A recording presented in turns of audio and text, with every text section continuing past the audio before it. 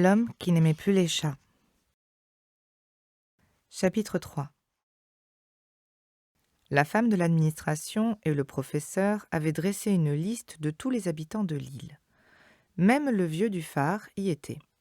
Celui-ci, tellement collé à sa lampe, les gens du continent avaient vent de son existence uniquement parce qu'il allumait la lumière. Ils savaient son nom, sa date de naissance et tout ce qu'on met sur le papier pour payer les impôts. Si nous connaissions son nom, son âge en revanche, on s'en foutait bien. Il aurait pu souffler 150 bougies que ça ne nous aurait pas chamboulé la cervelle. En revanche, il possédait une histoire, comme nous tous, du genre qui ne rentre pas dans les lignes des formulaires administratifs, mais qui déborde des gens, même si la sienne était surtout une histoire de solitude. Une femme enceinte du second quand il avait pris son poste, le premier encore à moitié debout, à moitié dans les bras, puis la tempête et le grand qui est tombé malade, comme jamais. Une crise d'asthme, je crois. Il était fragile, son aîné. Pas de pédiatre ici. L'ancien docteur avait bien essayé ce qu'il pouvait avec les réserves de la pharmacie, c'était l'hosto qu'il lui fallait au gosse. Mais la mère, ce jour-là, ne laissait passer personne, pas même un petiot qui pouvait plus respirer. Ils ont attendu qu'elle se calme pour rejoindre le continent. C'était pas trop tard, mais pas loin. Le vieux Thomas, qui était moins vieux à ce moment, ne pouvait pas lâcher son phare, mais sa femme ne pouvait pas risquer son gamin.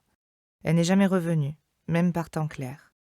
J'ai toujours pensé que le vieux ne quittait pas sa tour à cause de ça, comme s'il avait peur qu'elle se pointe juste le jour où il serait sorti acheter un pain. Quand c'est arrivé cette histoire, le médecin s'est mis à monter au phare chaque matin durant sa tournée. Comme ça, pour voir, pour ne pas le laisser seul.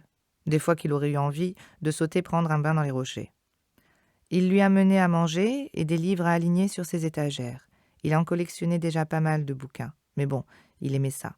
Puis on s'est relayé avec le toubib. On dégotait tous un truc en trop. Un pot de confiture qui ne rentrait pas dans le placard, un gâteau qui allait se perdre si personne ne le mangeait, un surplus de patates ou de carottes du potager, des invendus de la boucherie, de quoi remplir la soupière. Tant qu'on traînait par là, on avait bien 5 minutes pour papoter, pour jouer aux cartes, rester à dîner et préparer le repas, et de fil en aiguille, on l'a fait vieillir, notre gardien de phare. Un jour, il m'a dit que c'était pour ça qu'il avait quitté le continent. En ville, il se trouvait toujours collé aux autres, et pourtant, il n'était jamais entouré. Sur l'île et dans sa tour, il n'y avait pas plus isolé comme endroit, mais il ne s'est jamais senti abandonné.